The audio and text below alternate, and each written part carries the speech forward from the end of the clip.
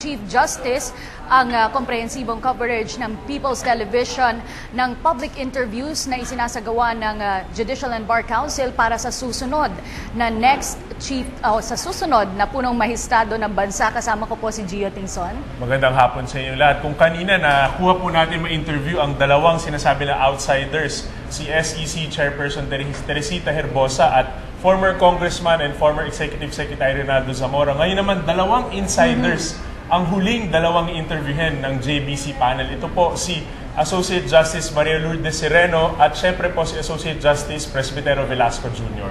At ilang minuto na lang po mga kaibigan ay magsisimula na naman. Ito po ang huling batch ng mga interviewees para ngayong araw na ito. Uumpisahan ang hapon sa pagkapanayam ng JBC kay Justice Maria Lourdes Sereno. Siya po ay currently Supreme Court Associate Justice. Siya po ang unang appointee ng Pangulong Benigno S. Aquino III sa Korte Suprema. Ang appointment niya po ay kumumpleto sa 15-man tribunal. Siya po ay 169th Justice. Siya po ang siya po ang youngest na ma-appoint sa Supreme Court ngayong century ito at isa po siya sa longest serving justices. February 2009 nang si Justice Sereno ay maging Executive Director ng Policy Think Tank ng Asian Institute of Management. Noon naman pong taong 2000 ay siya po ay naging President ng Access Law Incorporated.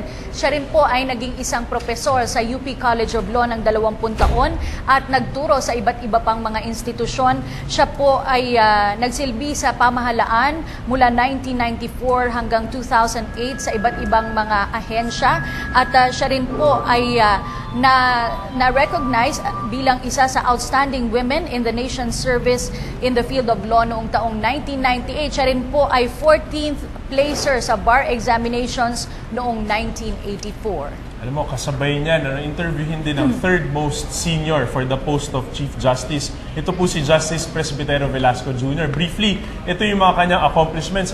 He's a proud product of a public school system. At when he passed the bar, he passed it the 6th noong 1971 po. At kasama po niya ang JBC as a regular member noong 1993. From 1995 po hanggang 1998, naging Undersecretary naman po siya ng Department of Justice. At concurrently, kasabay po nito, naging Commissioner po siya ng Housing and Land Use Regulatory Board.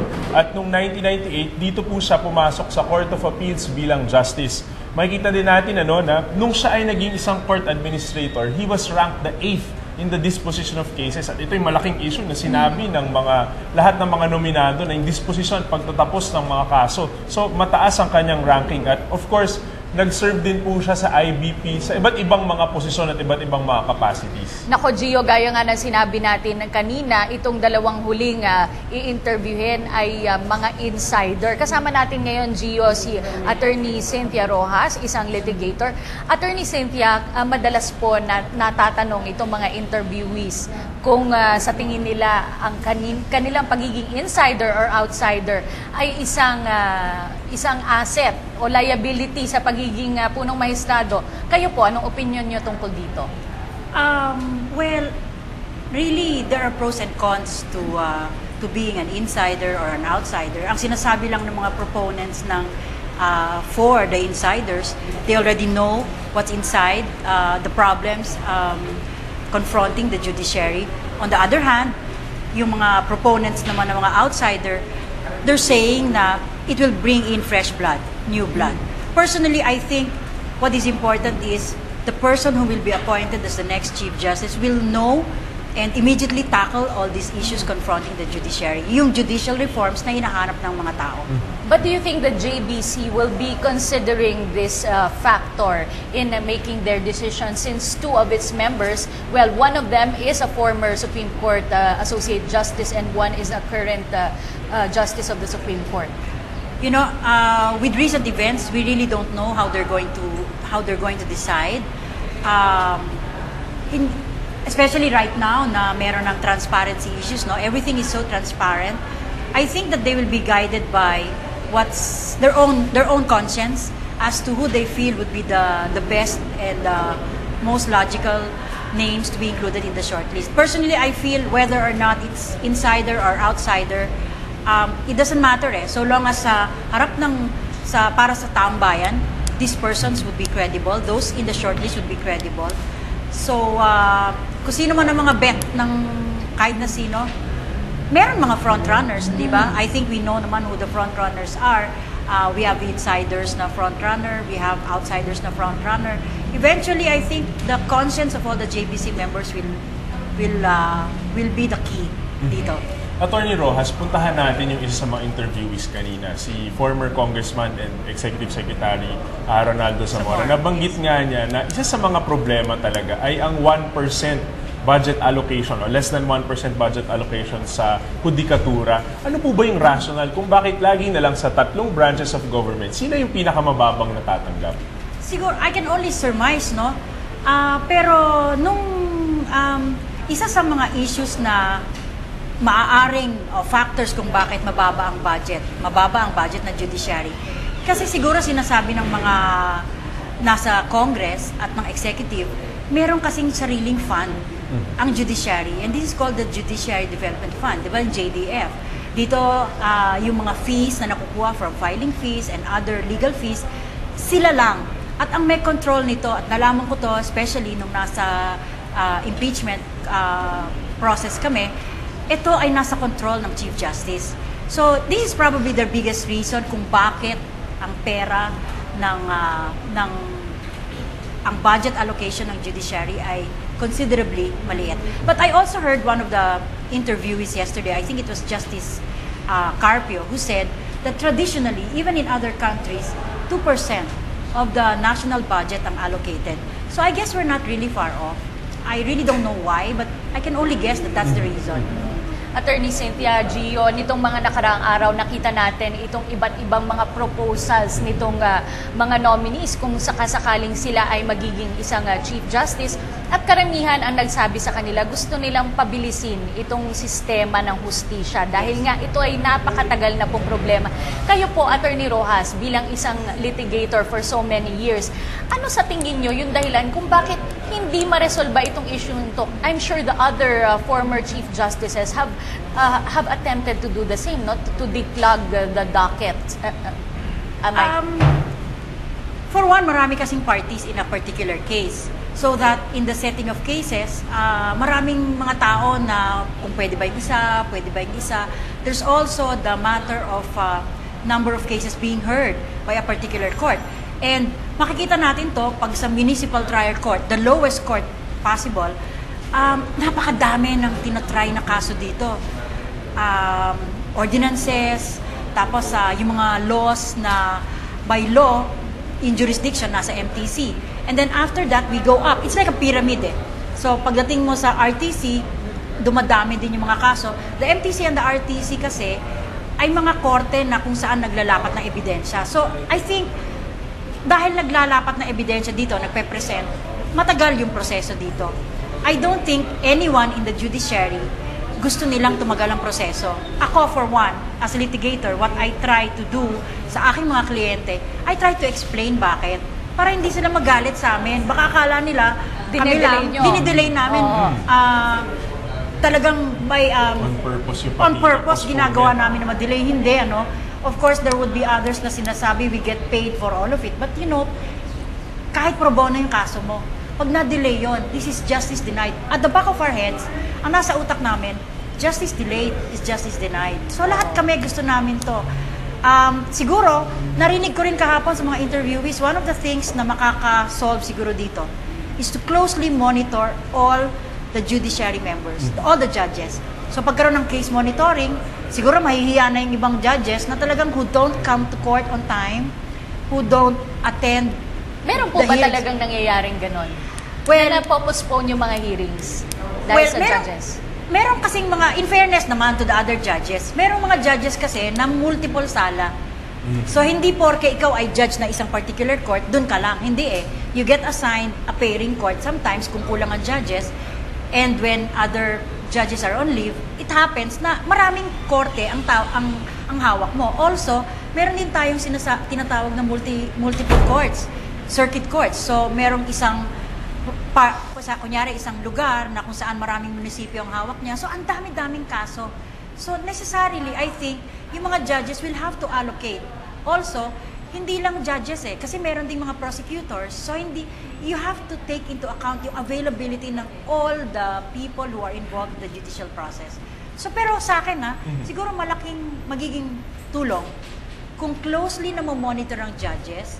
So yung sa narinig natin lahat ng kanilang mga proposals kung paano mapapabilis yung proseso. You take all this together and put it in a template, siguro wala nang rason kung bakit tatagal pa ang ating proseso. Tsaka mas aware na mga tao.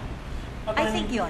Nabanggit kanina ng parehong mga in-interview na minsan daw, isang nagiging problema rin sa hustisya natin sa Pilipinas ay yung mga abogado daw, kahit clearly alam nilang talo, pinipilit pa rin, sinasabing may tsansa. Tapos kung matalo, they blame the judge. Sabi nila kasi nabayaran, kasi nakurakot. Gaano ba ito katalamak at gaano ba ito kalaking problema sa practice ng hustisya or ng justice sa Pilipinas? Teka muna, no? I think, to be fair naman, marami namang lawyers, kung maraming judges na matitino, marami rin naman lawyers matitino. And I'd like to say na ako, I try to abide by my ethics na as a lawyer, you're supposed to defend. For example, yung sa accused, sa criminal case, di ba? You're innocent until proven guilty. So I think that's one of the things na nasa utak ng lahat ng litigating lawyers. For one, initially, to be honest, I didn't want to become a lawyer before. Parang sa utak ko, how can I defend somebody who is so, in my mind, guilty? Kaya lang, as you go along, you took an oath to say that you will try to uphold the law. So kung kahit alam mo na guilty, for example, in your mind guilty, you have to give this person the benefit of the doubt. So, well, of course, meron ding mga tao na who will always say na kasi nabayaran yung party, yung judge, yung fiscal, or whatever, which is unfair. Kasi marami namang gumagawa ng tao nila, ng trabaho nila ng matino. Baka So, unfair yun. Ugaling Pilipino po, yung katulad ng mga kandidato sa eleksyon na natalo, sasabihin, Dinaya dinaya. sila, no? Kahit kasing simple ng basketball game na anuhan ng referee. Pero kayo po ba, kapag halimbawa mahina yung kaso or alam nyo na walang panalo, do you advise your client exactly that? Yes. I think it's your duty. Kasi in the first place, pag pumasok ka sa korte, may gastos yan eh. So hindi naman lahat ng tao merong pera.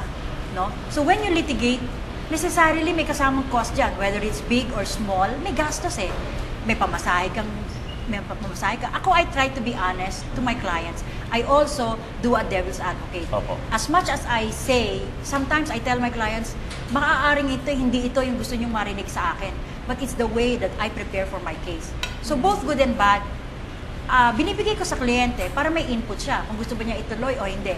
Also sometimes, pag alam ko na matatalo or medyo talo, mababa yung percentage na mapapanalo mo siya, or may ganon, I try to tell the client yung realities of the case. Na kung matatalo tayo dito, we might go up, but even if we go up, if the facts are really not with us, we'll try as best as we can. You have to present all the sides of the case sa kliyente mo para maging fair ka sa kanya. And also to yourself, kasi kung matatalo ka in the end, syempre walang lawyer na may gustong matalo siya sa kaso.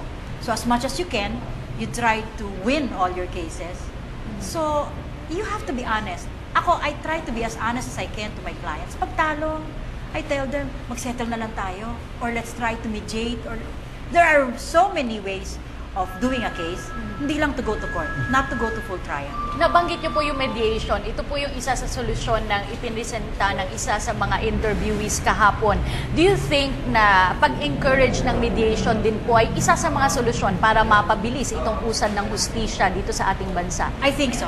Really, I think because it takes away a lot of the technicalities na para sa mga pumapunta sa korte, hindi nila naintindihan. So kasi pag nasa mediation ka, medyo informal yan eh. There are two steps now to the mediation. Una, merong mediator, and you have to understand, pag pumasok tayo sa mediation, sa Philippine Mediation Center, hindi yan lahat abogado, or hindi yan lahat judges. From all walks of life, may na-appoint yan ng Supreme Court para maging mediators, thinking na itong mga taong to may be in the best position para mag-mediate. Saka pag hindi talaga na sila na-settle, pwede silang pumunta sa judge. And that's what we call the Judicial Dispute Resolution. Judges na. Pag hindi pa rin umubra, papasok na talaga sa kaso. So it takes a lot of the litigation out of kung pag na pumasok sa mediation. Okay, interesting itong discussion natin, Gio, pero we'd have to cut it short. Yes, we will turn you over now to the Supreme Court. Nag-uumpisa na po itong interview kay Justice Maria Lourdes Sereno. Mga kagalang-galang na miyembro ng JDBC, mas ikagagalak ko po kung marinig ko na kaagad ang inyong mga concerns. Maraming salamat. Okay. Attorney Cayuse din, please. Thank you, Mr. Chairman. Justice Sereno, good afternoon. Gandang umaga po. I believe you submitted... Hapon. Hapon po. I believe you submitted the most comprehensive position paper during the IBP forum entitled Vision, Courage, and Accountability, and everything that I would have wanted to ask in order to know you better is contained in this paper. However, just for the record, could you tell us why you accepted the recommendation for the position of Chief Justice? Marami pong salamat. With the permission of the Honorable Chairman Justice Peralta, maaari yung salit-salit ako mula sa wikang pambansa at sa English. Go ahead. Okay. Better. Sige. Nung una hong may nagsabi sa akin na dapat pong pag-isipan po na i-accept ang gusto nilang ihain na nominasyon sa akin. At matapos pong nabasa ko yung nomination letter ng isang taong hindi ko naman po kilala, ordinaryo pong tao. At sinabi niya po nga sa akin, in-email niya sa akin na sa paniwala niya kailangan po ng bansa na manindigan ako sa panahong ngayon. Inisip ko po yung nung ako'y na-appoint at ang sinabi po ng mga periodista, iba pong politicians, na ang luklok po sa akin ng Pangulong Aquino ay parang isang fresh wind. At may nagsabi po nga na triumph of intellect over politics. Ngayon yung mga ganun pong reception, hindi ko inaasahan. Tapos po, naalala ko po at nananariwa sa akin yung pagtanggap ng taong bayan sa aking mga opinyon. Yung mga religious educators, civil society organizations, lawyers at mga estudyante. Binabasa, iniintindi, at binibigkas po yung mga nasa aking dissenting opinions. Sa akin ho, may kalahulugan ho siguro itong mga bagay na ito. Nung Abril po at nung Marso ng taon ito, may 2 huwes na pumunta po sa akin. Hinanap po talagang they went out of their way. Yung isa po Muslim, isa po batang-batang lawyer po. Kaluluklok lang rin po nila at sabi nila, gusto ho namin kahit mahirap, man at inconvenient, napuntang kayo sa Baguio at kahit yung mga kamag-anak namin ay lilipad pa, gusto po namin, yung oath namin ay sa inyo. At ang sabi po nila kasi, pareho ho hindi ko sila kilala, pero parehong sinabi nila, gusto po naming itulad ang aming buhay sa inyo. Lalo na po kung paano kayo magpahiwatig ng lakas ng inyong mga convictions sa inyong mga opinion. Sabi pa nga nung asawa po ng Muslim na huwes, sana po ang aking anak ay matulad sa inyo.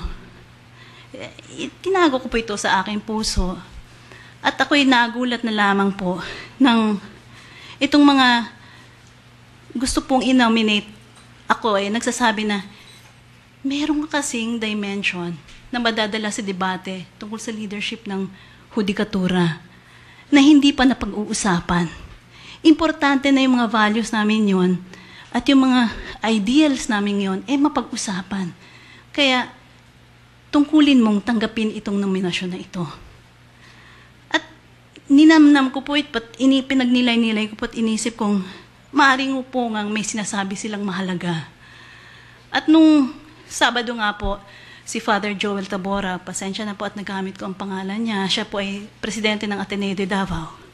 Sinabi niya po dun sa Ignatian Festival na matapos na marinig niya akong magsalita noong April 28 sa Davao, yung graduation po ng graduate school ng Ateneo de Davao. At matapos na marinig niya yung aking 7 panununtunan sa buhay bilang isang mahistrado. Napilitan po siya, naudyukan po siya, na pag-isipan po ang edukasyon sa Ateneo, ang leadership formation program nila. At kailangan po nilang pag-isipan kung paano po sila makakapag-produce ng more public servants like Justice Sereno. Sa buong pagkumbaba ko po sinasabi ito kasi sa akin ho, para makarinig ng mga ganong salita in public sa isang taong kasing halaga niya, hindi po natin pwedeng basta't maliitin. Pinag-isipan ko po, ako po ba ay akmana?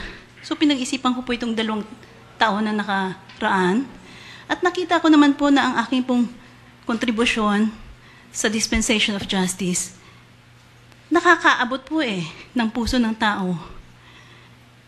Nabibigyan po ng boses yung mga paniwala nila. Parang mayroon pong natututunan at nasusundan.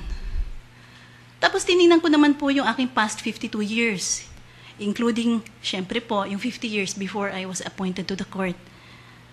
At nakita ko po na sa tulong ng may kapal ay natulungan po niya akong gumawa ng mga desisyong mahihirap sa aking buhay. So, ang tingin ko po ay mayroon po akong maisasama sa atin pong pag-uusap ngayong hapon. Ako naman po ay isa lang pong option, and what I'm just offering is just an option. Para tingnan po natin, kasi po, lumaki na po yung range of possibilities ngayon Dati po noon panahon, maliliit lang po, possibilities, iba ho na ngayon Parang ibang panawagan ng panahon, ibang pananaw ng mga tao. Possibility po ito. Ito po kaya ang leadership na maaring hinahanap-hanap. Kasi ang kaya kong ibigay dito sa usapang ito ay isang buhay na mayroon pong vision para sa rule of law at sa judiciary. Meron po akong buhay na makikilala po at ito po dahil lamang po sa Panginoon. Courage po, nandun po. At isa pong buhay of accountability.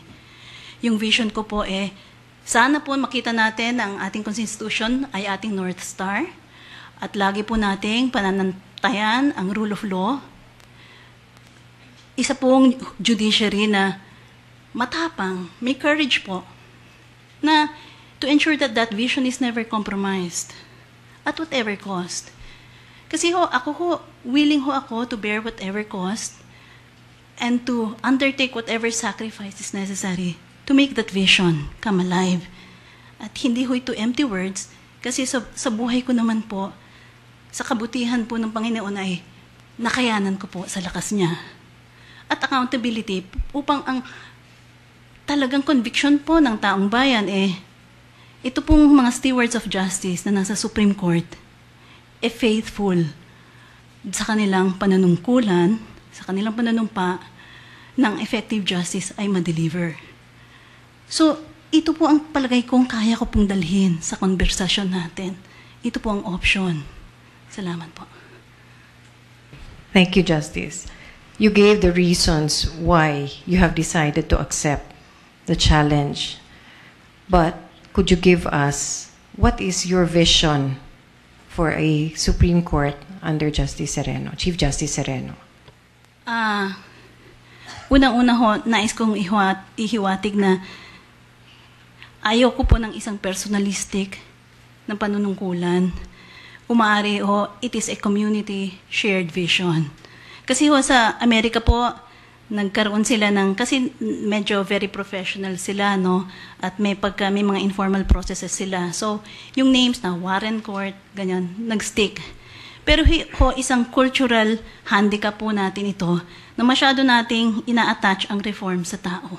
So, ang gusto ko po sana shared values na makikilala, hindi dahil sa akin, kundi dahil po na maraming nakiakibat sa paniniwala na akin lamang naman pong sinimulang bigkasin, na nandun naman po sa puso nila Kasi marami naman pong huwes na talagang napakaganda ng intensyon.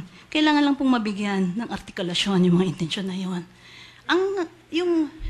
Yung leadership ko po will be marked by a willingness to create a generation of judges who are going to commit themselves to lives of uprightness and excellence.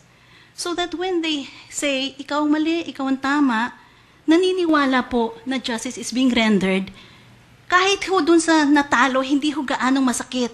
Kasi at the end of the day, naisip niya, hustisya rin yun. So, yung Constitution ho, napaka-buhay na buhay ang ating Constitution. Kaya ang dami-dami pong values na nakakontain doon. Simula po sa preamble, all the way up to the end, makikita niyo po ang hopes and aspirations ng Pilipino. Ang hudikatura po, dapat buhayin yun. Hindi po tayo na technical exercise na ito, ganito, at hindi. Ipaliwanag po natin kung bakit ang ating kasunduan noong 1987 ay isang kasunduan na maaari tayong madala bilang isang united na bansa. So, siya po ang magiging panuntunan natin. Igagalang po natin siya. Igagalang po natin ang proseso ng pagsususog sa konstitusyon o pagbabago nito. Kasi ho, kailangan po ang ating mga desisyon bilang isang bansa is in the context of a national conversation. And tayo po ang magiging guardian ng national conversation na yan. So wala pong nalilihis sa kaliwa, wala hong nalilihis sa kanan, kundi tuloy-tuloy po ang agos ng history to show us that we can really achieve our goal as a great nation. Yun naman po, napakalinaw po sa Constitution natin. Yung dreams po natin, yung lofty ideals natin, andun po eh. So yun po, tayo po ang mag-ensure na yung North Star natin, yung Constitution natin, susundan po natin. Thank you, Justice. You already made mention that you are 52. So, since you've already stated that, go ahead, please. Sige po. And when you become a member of the judiciary, life continues as a member of the judiciary until 70. Opo. That's a long, long way. Opo. 18 years. Opo. I always ask this of the very young ones aspiring to join the judiciary. How will you ensure that you will not lose steam, that you will not burn out before it's time to go?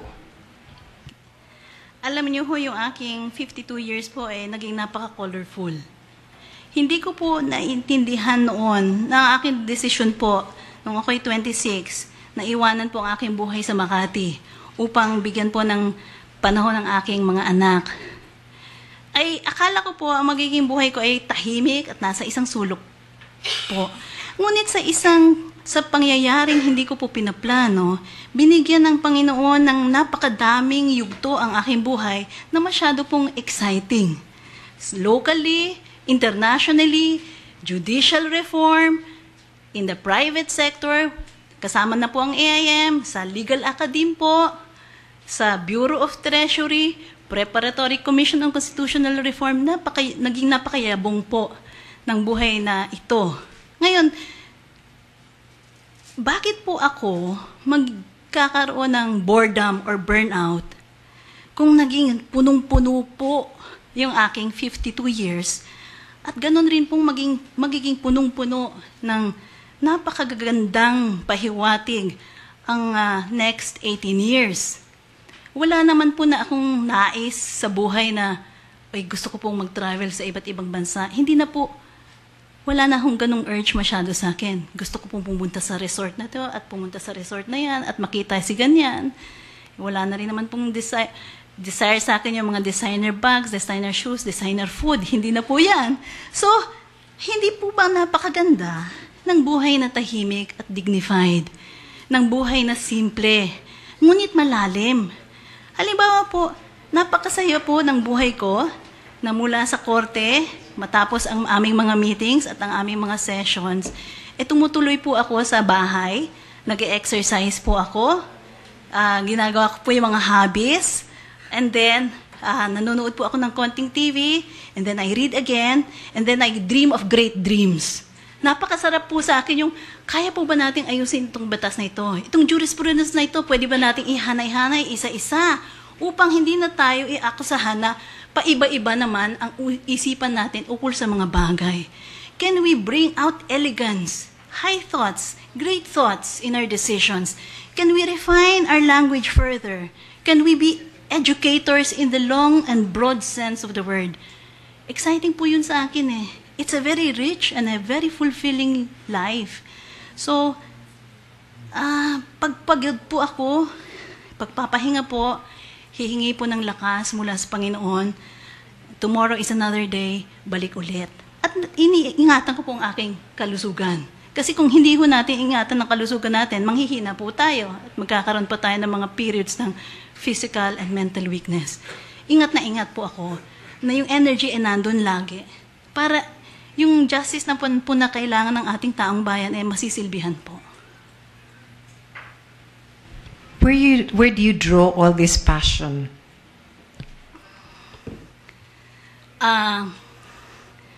Lahat naman po ng nasa atin ay galing sa Diyos. Ano po? Medyo pinanganak na po ako na ganito po talaga ako. Ganado sa buhay. So, at nung nakita ko ho, kung paano ang Diyos, halimbawa, konting obedience niyo sa Kanya. Gaya nung sabing, gawin mo ang tama. Kahit na pinagtatawanan ka na tinalikuran mo yung buhay ng yaman sa Makati. Nung ginawa ko po ang akala kong tama at sinamahan ko po yung mga anak ko.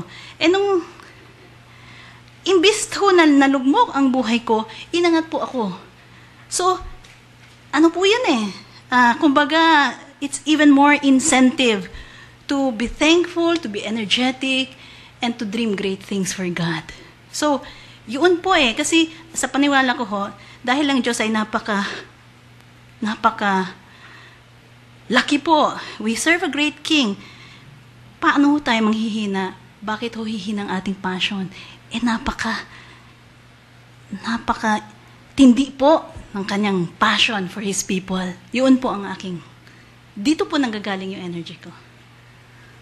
Thank you, Justice. My last question. You show so much passion for work. You also show a deep sense of faith. Were there instances wherein you found conflict between your faith and upholding the rule of law? And if so, how did you resolve it? And how do you intend to resolve it if you do find yourself in that situation? Ang unahong okasyon ng pagtatanong ko ay nung nasa practice na po ako. At nakita ko po ang realidad na may mga willing naman pong magbaluktot ng batas upang pong mapuntahan ang kanilang objective. At nagtatanong po ako, Panginoon, kung ikaw ay napakabuting Diyos, paano po na ang evil intention ng mga tao ay nananaig sa iba't ibang intensyon? So, ang nangyari po is, nakita ko po na ang plano ng Panginoon ay sa panghabang buhay at eternal po. Sabihin na nating manaig ng panandalian ang kasamaan. Hindi naman po yun forever. Titigil din po yan. At ang good at ay may nanaig.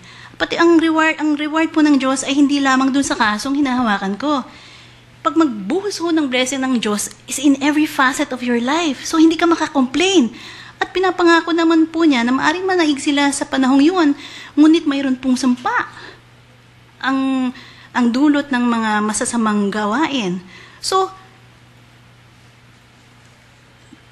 tama po ba na mag-compromise ako upang manaig sa panandali ang laban? Malinaw ho ang sagot sa akin eh, hindi worth it. It is not worth it to do what you know is wrong. Ihohont ka nun eh. Hindi ka patutulugin ng konsyensya mo eh. So, kailangan po na tuloy-tuloy na pananalig sa Panginoon. And nakita ko po ang pattern niya eh. Babagsak ka ngayon, talo ka. But as events unfold, you will see yourself moving from success to success, victory to victory. Ganun